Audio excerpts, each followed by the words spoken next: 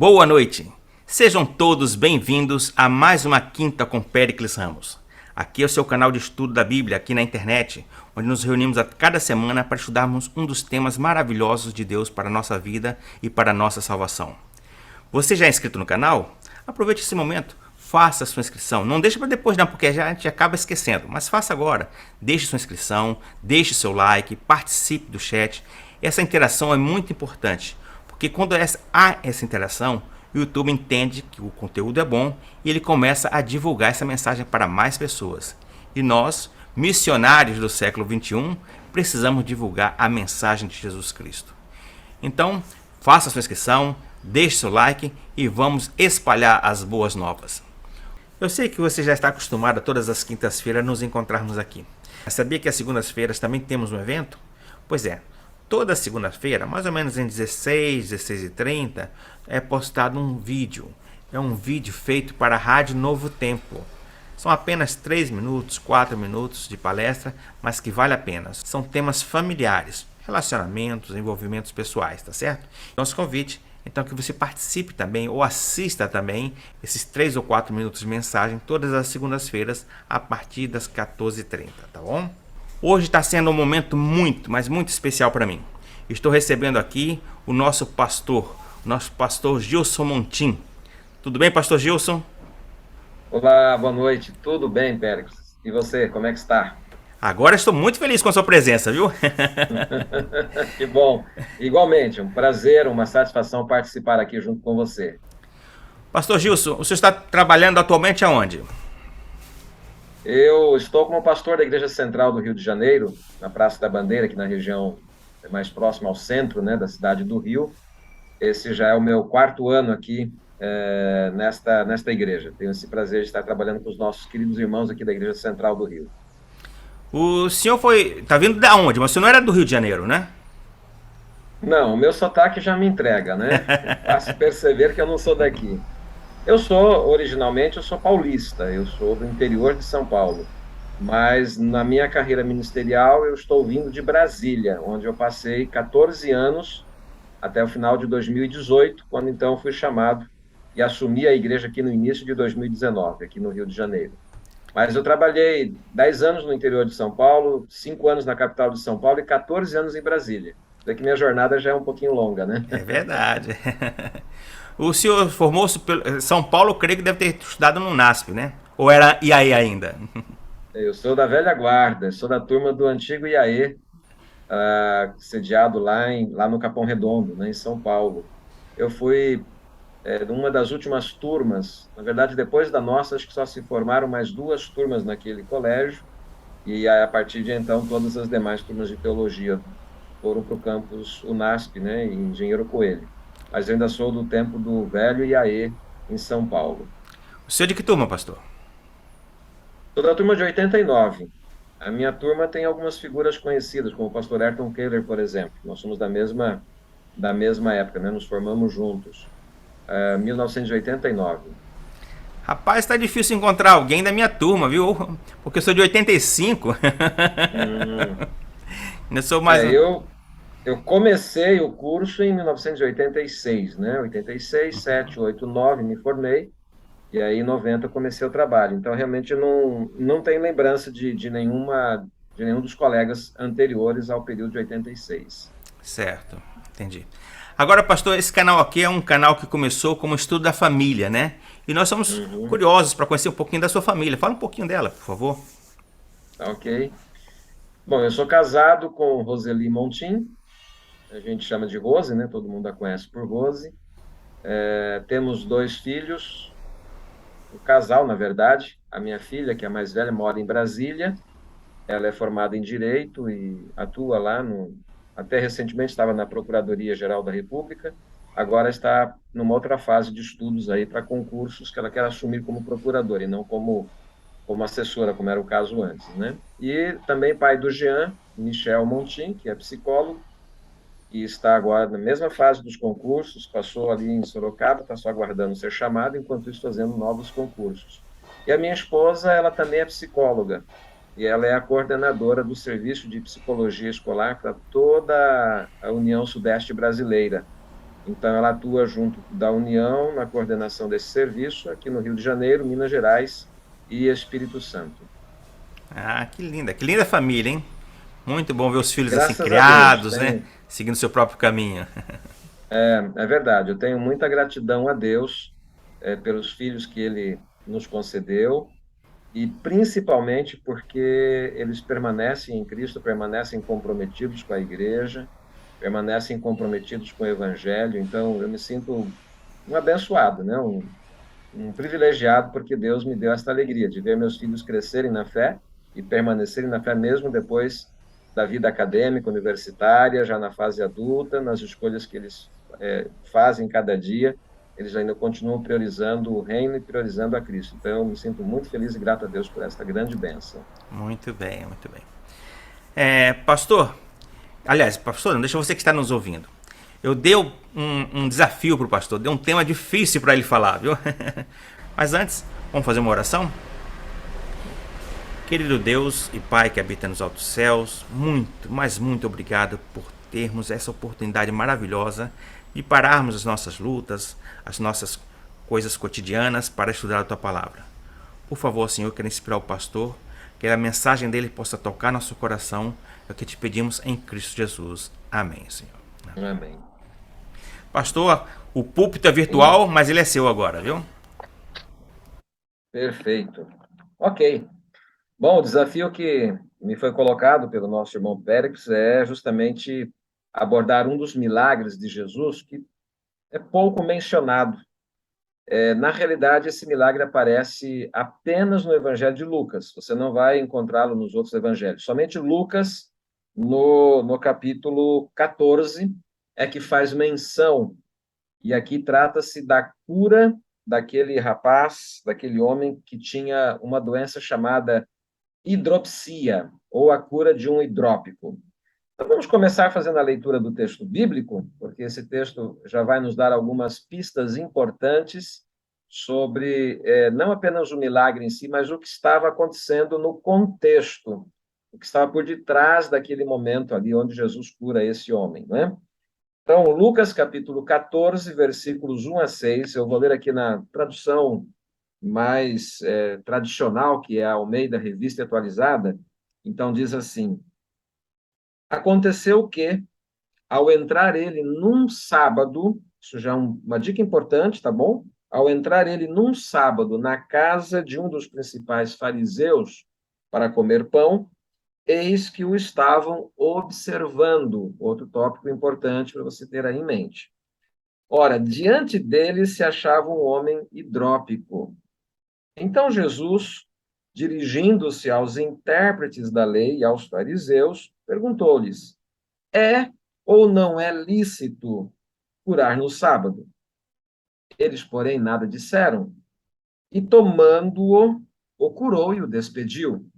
A seguir lhes perguntou: Qual de vós, se o filho ou o boi cair num poço, não o tirará logo, mesmo em dia de sábado? A isto nada puderam responder. Eu fiz questão de salientar aqui, de frisar já no início, o contexto, e vocês perceberam que esse milagre foi realizado num dia de sábado. É verdade que esse não é o único milagre que Jesus realizou num sábado, mas o sábado aqui, embora não fosse um ponto de controvérsia entre Jesus e os fariseus o dia em si, mas havia uma controvérsia em relação à maneira e à forma de se observar o sábado. Então é interessante que esse milagre tem como foco não necessariamente a doença em si, embora tenha sido uma cura também extraordinária, mas o que está em questão aqui tinha a ver com a postura de Jesus e as obras que ele realizava em dia de sábado. Mas vamos entender um pouquinho também sobre esta enfermidade. A hidropsia, segundo o que você pode encontrar na literatura, é um problema que consiste na retenção de fluidos ou de líquidos nos tecidos internos. Mas os especialistas dizem que ela não é a doença em si. A hidropsia, ela é, na verdade, um sintoma que acompanha outros problemas de saúde, como, por exemplo, afecções no sistema circulatório, dificuldades no funcionamento dos rins, e também até problemas no aparelho digestivo podem resultar nesse inchaço, porque a hidropisia é isso, uma pessoa extremamente inchada, né, com essa retenção absurda de líquidos no seu organismo. Como eu disse, em todo o Testamento, a palavra hidrópico só aparece aqui, no Evangelho de Lucas. E algumas versões, inclusive, ao invés da palavra hidrópica, já fazem a tradução falando de corpo inchado ou de inchaço no corpo, que é digamos assim, uma expressão mais facilmente compreendida pela maioria das pessoas. Agora, todos os milagres que Jesus realizou reafirmam e demonstram claramente o seu poder, a sua verdadeira identidade como Messias, o Salvador, e, além disto, mostram a forma como Deus lida com a tragédia humana. Esse homem é um retrato da miséria humana, é um retrato da condição degenerativa que o pecado trouxe sobre o ser humano, tanto no aspecto físico, como também no aspecto espiritual e mental e emocional. Então, nós vamos encontrar Jesus realizando milagres de cura de diversos tipos de enfermidades.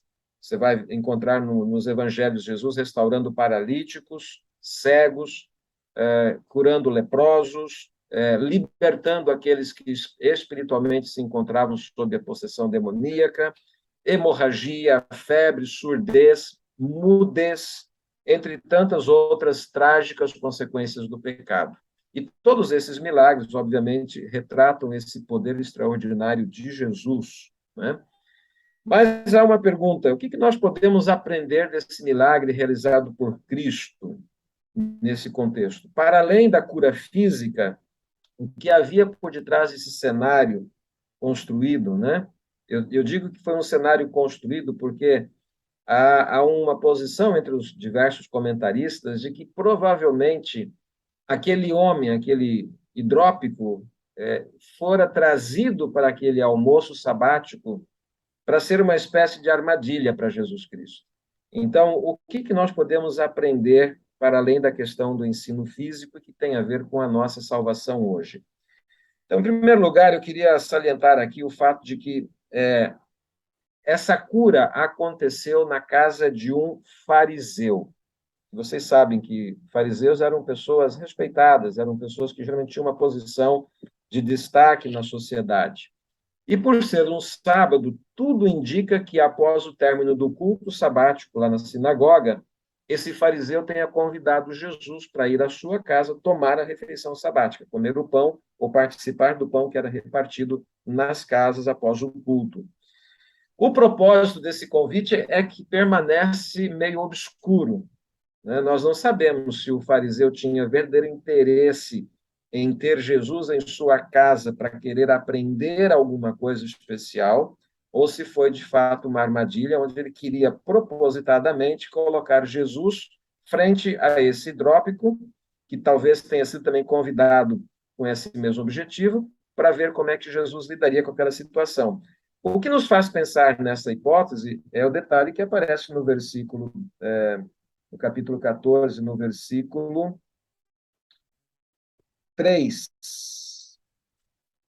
Perdão, capítulo 14, versículo 1, na verdade, o próprio versículo 1. Eis que o estavam observando. Percebe o contexto? Então, havia ali um clima, havia ali um suspense, havia ali uma expectativa.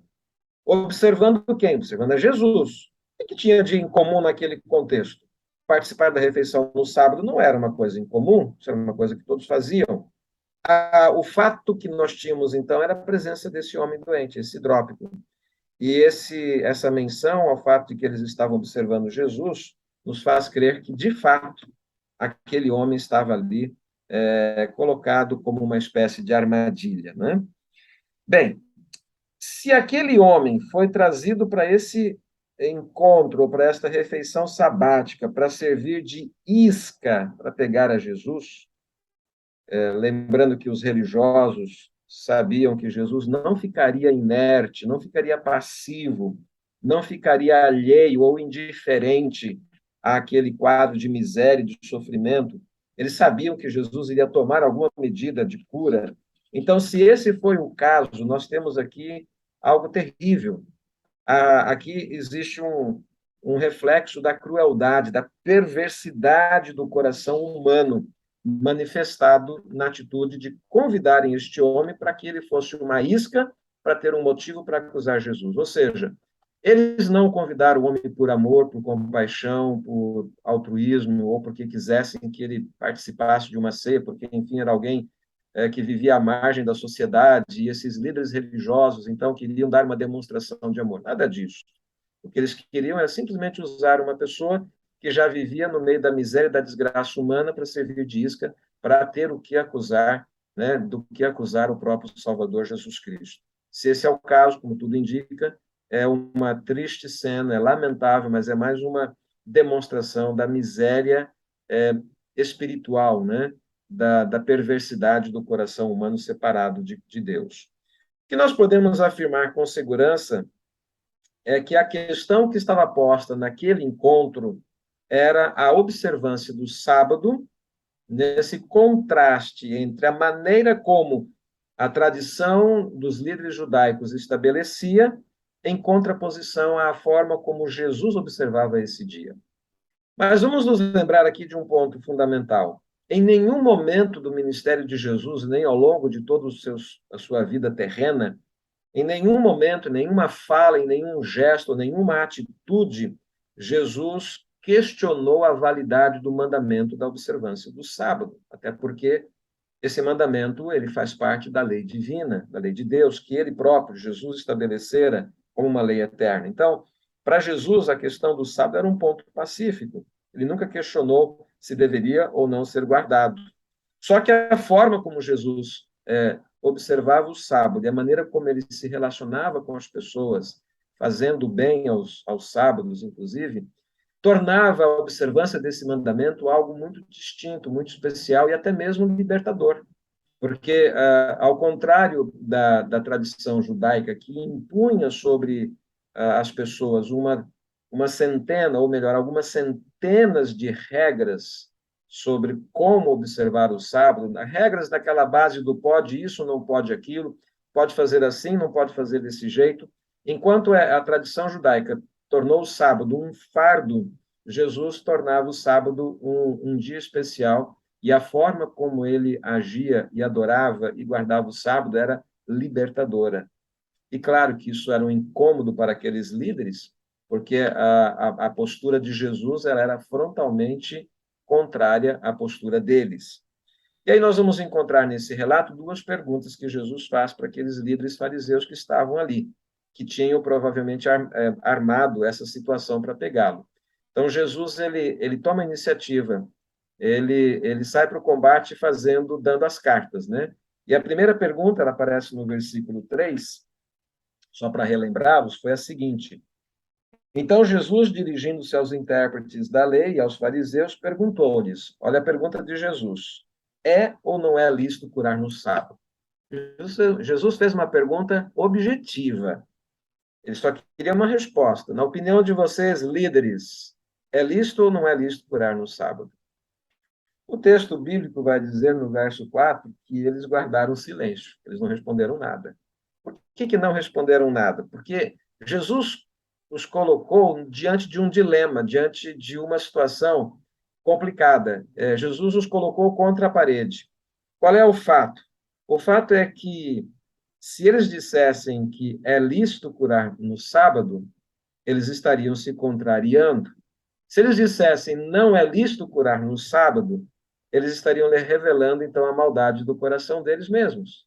E ficaria patente e evidente que toda aquela encenação era uma armadilha e que eles estavam ali com más intenções. Então, dizer que não poderia curar no sábado, né, seria um problema. Se dissesse que poderiam curar, também seria um problema. E assim eles preferiram, obviamente, numa estratégia até de certa forma inteligente, guardar silêncio. Mas, claro que Jesus deixou, então, o assunto nas mãos deles. O dilema agora passou a ser deles, não mais de Cristo. O silêncio que eles assumiram fez com que repousasse ou ficasse pendente sobre eles esse dilema, porque eles não tiveram nenhuma resposta para apresentar a Jesus. Sabe, meus queridos, Aqui eu quero fazer um parênteses para a gente refletir um pouco. Jesus conhecia as intenções que estavam nos corações daqueles líderes. Isso me faz pensar que nós não podemos esconder nada de Jesus. Ele é capaz de ler o nosso coração, de ler a nossa mente, de ter acesso aos nossos pensamentos, às nossas intenções, sejam elas boas ou sejam elas más, né? Jesus é capaz de acessar e compreender o que se passa dentro de cada um de nós. Ele conhece o nosso coração, então não há nada que possa ficar encoberto aos seus olhos. Toda a intenção que nós temos, seja ela boa ou má, está patente diante dos olhos daquele que sonda os corações humanos. Em outras palavras, não podemos enganar a Jesus. Essa é a primeira lição que nós tiramos desse evento, né? Desse contexto. Não podemos enganar a Jesus. Ele sabe quem nós somos de verdade. Ele sabe exatamente o que se passa dentro do nosso coração, sejam intenções boas ou ruins. Bom, diante disto, Jesus tomou aquele homem hidrópico e o curou da sua enfermidade. Ele já havia realizado outros milagres num sábado, como eu disse anteriormente na introdução. Inclusive, lembro-me de uma ocasião em que, num sábado, ele curou um homem que tinha a mão ressequida. E, naquela ocasião, ele fez a mesma pergunta, se era lícito ou não era lícito curar no sábado. E ele repete essa pergunta aqui para aqueles líderes fariseus.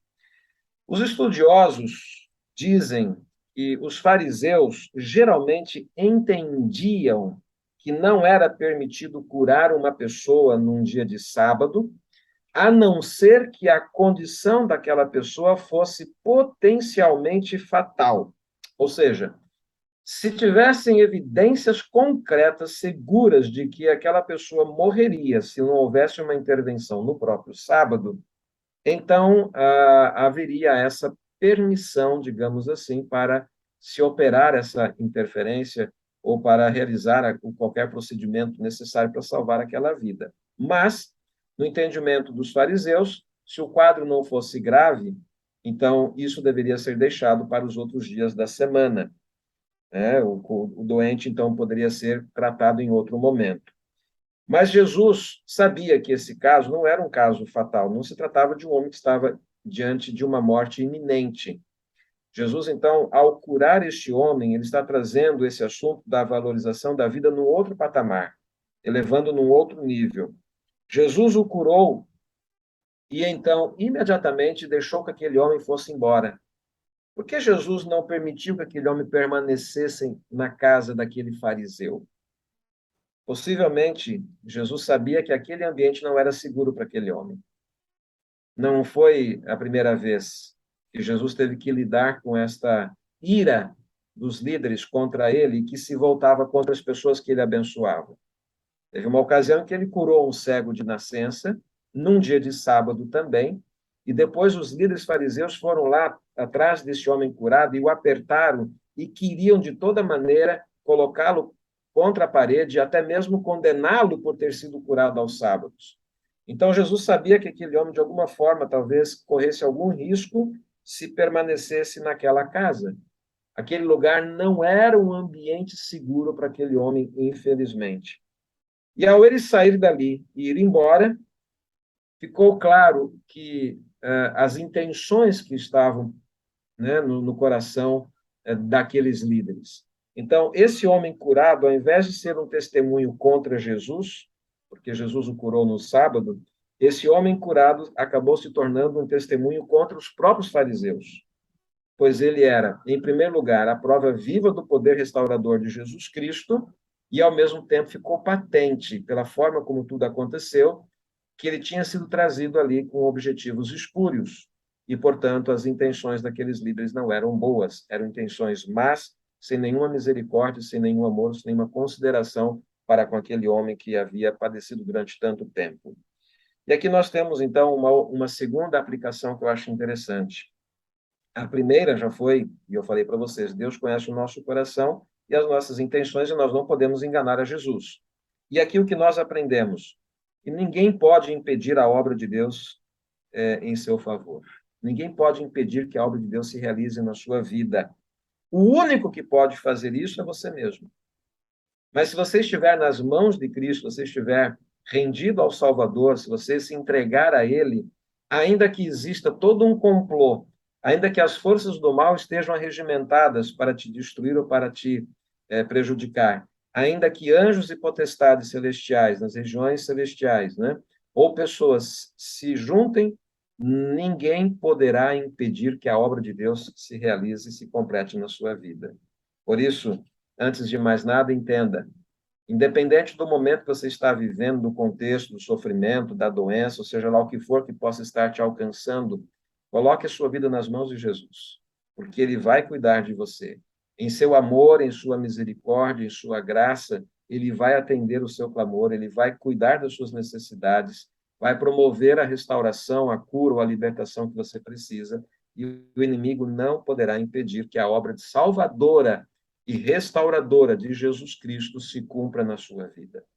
Agora, se você tomar a decisão contrária de rejeitar a Jesus, então o Senhor não forçará a entrada na sua vida. E a obra e o plano de salvação, o plano maior que Deus tem para você, não se realizará por sua própria escolha, por sua própria decisão. Que Deus nos ajude para que nós saibamos escolher permanecer do lado de Jesus, né? Bem, para nós finalizarmos, primeira pergunta ficou sem resposta. Jesus conhecia esses legalistas, né, esses líderes fariseus. Jesus os conhecia bem demais para deixá-los escapar. Sabia que mesmo num dia de sábado livravam seus animais domésticos do perigo. E sendo assim, por que não permitir que libertasse um homem criado à imagem de Deus? Davam a impressão de insinuar que os animais eram mais importantes que as pessoas. Vou abrir um parênteses aqui também, nessa reflexão. É triste, mas é uma constatação que a gente tem percebido e que precisa ser pontuada. Hoje em dia, existem pessoas que têm mais amor por seus animais domésticos, por seus petzinhos, né?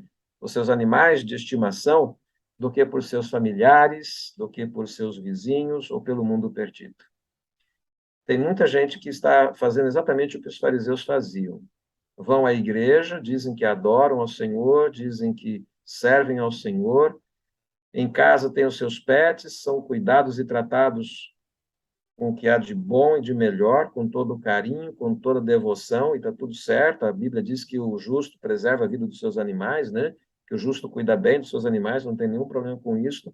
Mas estas são as mesmas pessoas que dizem ser adoradoras de Deus lá no templo, que cuidam dos seus animais e que olham para o seu lado e são indiferentes para com a miséria humana. Não conseguem se compadecer por uma pessoa que padece necessidade, que passa fome, que passa frio, que necessita de uma palavra, que necessita de um aperto de mão, às vezes de um abraço, às vezes de um ouvido, às vezes de um ombro para chorar, mas são completamente indiferentes. E o pior, não só em relação àqueles que estão do lado de fora, nas ruas, nas avenidas, nos lugares ermos da vida, mas muitas vezes são pessoas indiferentes para com os que estão dentro da própria casa. Esposos e esposas indiferentes um com o outro, indiferentes com os filhos indiferentes com os pais, tratam os petzinhos como se fossem deuses e uns aos outros como se fossem estranhos. É uma coisa incrível, mas é uma caracterização da inversão de valores que vive a sociedade atual, né? A forma como o distanciamento da verdadeira compreensão do que é ser um cristão pode provocar na vida de uma pessoa. Mas é só um parênteses, tá bom? Esse não é o foco do milagre, mas havia essa questão. Então, Jesus faz uma segunda pergunta para aqueles fariseus. E essa segunda pergunta está no versículo 5. E Jesus, então, se volta para eles e diz assim: quem de vocês, se seu filho, claro, ok, vamos pensar, relação paternal, filho, maravilha, mas não era só com relação ao filho. Ou se o seu boi, cair em um poço no dia de sábado, não o tirará imediatamente? De novo, Jesus coloca aqueles homens contra a parede. Se você tem um filho que cai num poço, você vai deixá-lo ali para tirar no dia seguinte?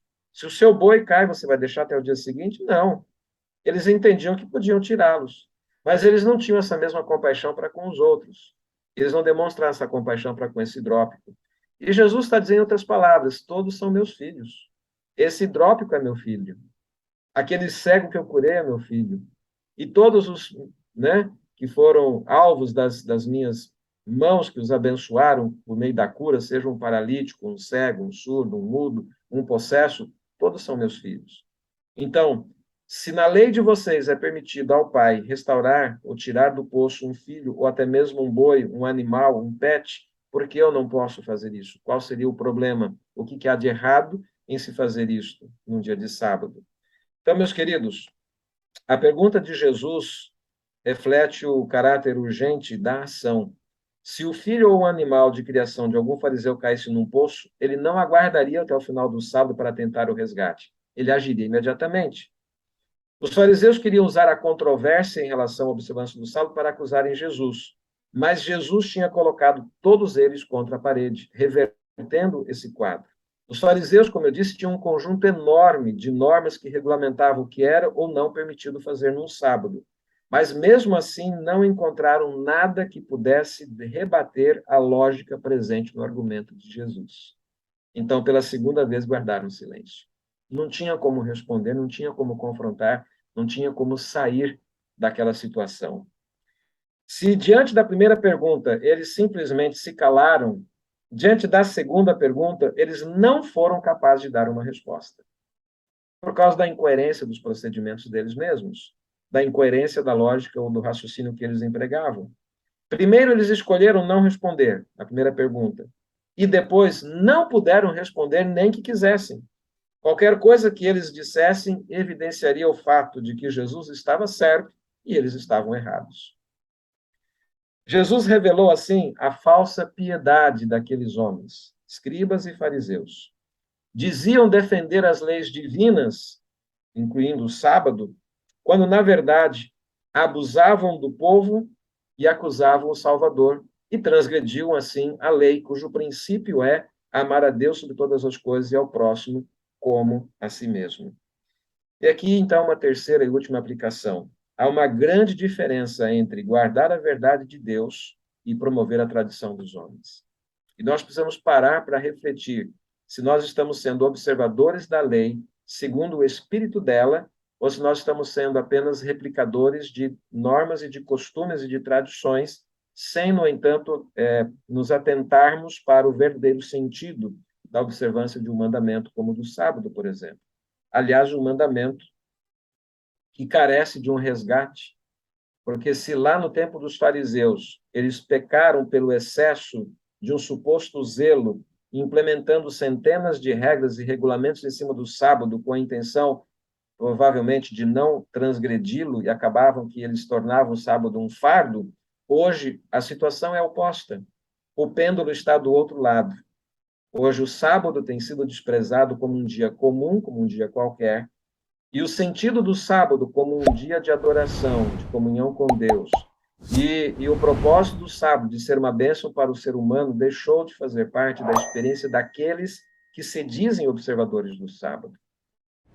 Hoje o sábado serve para tudo, e por isso ele praticamente não significa mais nada.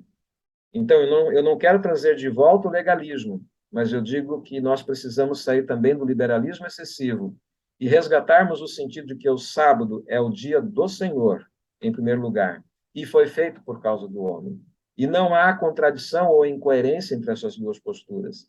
É o dia do Senhor, portanto, deve ser separado como um dia especial, um dia que há a ser santificado, um dia a ser dedicado ao Senhor, um dia para comunhão com Deus, um dia para relacionamento com o Criador, um dia para valorizar os relacionamentos familiares, um dia para participarmos da adoração em comunidade na igreja, e, ao mesmo tempo, também um dia para darmos as mãos, para fazermos, estabelecermos relacionamentos significativos com o nosso semelhante, inclusive ajudando e auxiliando aquele que esteja padecendo por uma necessidade ou que esteja passando por um momento difícil.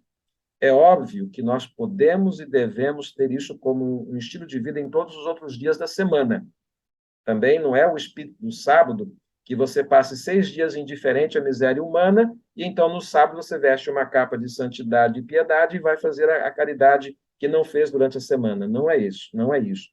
Nós precisamos entender que o sábado ele deve ser um dia especial que não há nada de errado em que nós abençoemos vidas e pessoas nesse dia, mas que também, obviamente, devemos fazê-lo ao longo da semana. Onde estivermos, quando estivermos, onde a necessidade se apresentar, ali a nossa ação deve ser imediata. Não é? Por isso, meus queridos, guardar o sábado no espírito e não apenas de uma forma legalista ou por uma tradição que a gente recebeu sem sentido ou sem significado. A cura do homem hidrópico é mais um exemplo bíblico, não apenas da manifestação do poder de Cristo sobre as enfermidades, mas também da sabedoria de Cristo triunfando sobre os adversários de sua obra. Esse milagre, meus queridos, renova a esperança da restauração plena que Cristo proverá aos salvos em sua segunda vinda, quando os mortos serão ressuscitados e os vivos serão transformados. E então não haverá mais hidropsia ou nenhum outro tipo de enfermidade, seja ela física, seja ela mental ou seja ela espiritual. E enquanto aguardamos esse dia glorioso, devemos viver de maneira obediente, sim, observando a lei divina, sim, não seguindo tradições humanas, mas cumprindo toda a vontade de Deus, vivendo a lei no verdadeiro sentido e propósito dela, vivendo-a em espírito, vivendo-a segundo aquilo que Deus propôs, que ela servisse para nós como um instrumento para nos auxiliar na compreensão da vontade de Deus e para que manifestemos a nossa obediência e o nosso amor para com Deus, o nosso amor para com o próximo, o nosso semelhante. Agora, eu termino fazendo uma pergunta aqui, pessoal, para você responder aí no seu coração. Você está passando por algum sofrimento hoje? Alguma enfermidade física ou espiritual está lhe trazendo dor, debilidade, angústia ou ansiedade? Deixa eu lhe dizer, nossa única esperança é Cristo Jesus. Ainda que a medicina tenha suas limitações, Jesus é a nossa esperança e nós podemos colocar tudo sob os cuidados dele. Só ele pode nos curar e pode nos salvar ao mesmo tempo. Só ele pode perdoar os nossos pecados e restaurar a saúde do nosso corpo físico e restaurar também a nossa saúde espiritual. Portanto, entregue a ele todas as suas ansiedades, pois, segundo a palavra, ele tem cuidado de você. Ele tem interesse por você, genuíno, verdadeiro. E ele tem os ouvidos atentos para o clamor do seu povo. Por isso, eu termino fazendo esse apelo. Para além da polêmica entre fariseus e Jesus na questão da observância do sábado, para além disso tudo, entenda que Jesus é o teu Salvador e que ele tem poder para te curar, para te restaurar e para te salvar. E isto é o que importa.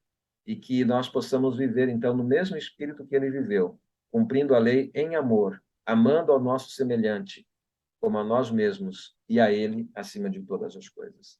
Que Deus te abençoe, querido amigo, prezado ouvinte, que acompanha esse canal. Que Deus te abençoe e te use de maneira muito especial, hoje e sempre. E eu quero sugerir que nós terminemos com uma oração. Nesta oração, eu vou orar por você. Embora não te conheça, não sei o que você esteja enfrentando, não sei qual é o contexto que você está vivendo hoje, mas Jesus conhece. Lembra? É um dos pontos que nós falamos aqui. Ele conhece você, conhece o seu coração, conhece a sua luta. Então, coloque para ele agora a sua necessidade, enquanto nós oramos. E creia, ele já tem uma bênção preparada para você. Vamos fechar os olhos e vamos falar com Deus. Pai amado, Deus bondoso, nós te agradecemos e te louvamos pela oportunidade desta reflexão. Agradecemos pelo ministério de Jesus, pela maneira como ele se demonstrou empático para com o ser humano, com o sofrimento e a miséria e a dor que vivemos aqui neste mundo. Te agradecemos, Senhor Deus, pelos ensinamentos que ele nos deixou, por seu exemplo de vida e porque ele nos auxiliou a resgatarmos o verdadeiro sentido do dia de sábado, um dia de comunhão, um dia de relacionamento, um dia para se fazer o bem, um dia para anunciar a salvação, um dia, enfim, ó Deus, especial, que deve ser para todos nós um período de tempo de refrigério, de descanso, de alento espiritual e uma oportunidade também de amenizarmos o sofrimento daqueles que estão ao nosso redor. Ajuda-nos a vivermos como Jesus. Dá-nos, ó Deus, a compreensão clara dos teus princípios e nos auxilie, Pai querido, para que nós possamos amar ao Senhor sobre todas as coisas e ao nosso semelhante como a nós mesmos, cumprindo assim a lei do amor. Por aqueles, ó Deus, que estão enfermos, nesse momento eu oro em especial por aqueles que nos acompanham, que ouvem essa mensagem e que elevam, através dos seus pensamentos nesta oração agora, elevam diante de Ti as suas necessidades, os seus clamores. Ó Deus, atenda a cada um, responda segundo a sua necessidade e de acordo com a Tua soberana vontade, ó Deus, Tu possas operar milagres de cura, de restauração, de transformação, e preencha o coração de cada um de nós, de cada um dos teus filhos, com a tua bendita paz. É o que nós te pedimos e agradecemos em nome de Jesus. Amém. Amém, amém, Senhor. Amém. Pastor, que mensagem brilhante, viu? Realmente o Deus lhe inspirou para trazer essa palavra para nós. Eu sempre fico surpreendido, né, com a leveza com que Jesus lidava com as questões. Ele não ficava em questões teológicas, profundas, argumentativas, né? Mas com o dia a dia ali, ele ia mostrando, né? Demonstrando como deveria ser, o amor que deveria ser demonstrado e como viver aquilo ali diariamente. É impressionante isso. Querido amigo, que Deus te abençoe. Abençoe seu ministério, abençoe sua família. E esperamos aqui na próxima série, viu? Estamos numa outra série também que se chama Mensagens de Poder. E já está o convite aqui já colocado, viu? Tá bem, obrigado pela oportunidade. É um prazer, obviamente, participarmos e Deus te abençoe também, que esse canal seja um instrumento de bênção e de salvação para muitas pessoas. E eu estou à disposição, futuramente, aí, em outro momento, eu posso participar sim, vai ser um prazer. Amém, amém. Muito obrigado, pastor. E a você que ficou conosco até agora, muito obrigado por sua companhia, que Deus te abençoe, que Deus ilumine a tua vida, Deus abra os teus caminhos para a compreensão das grandes e eternas verdades. Uma boa noite a todos e até a próxima semana em mais uma Quinta com Péricles Ramos.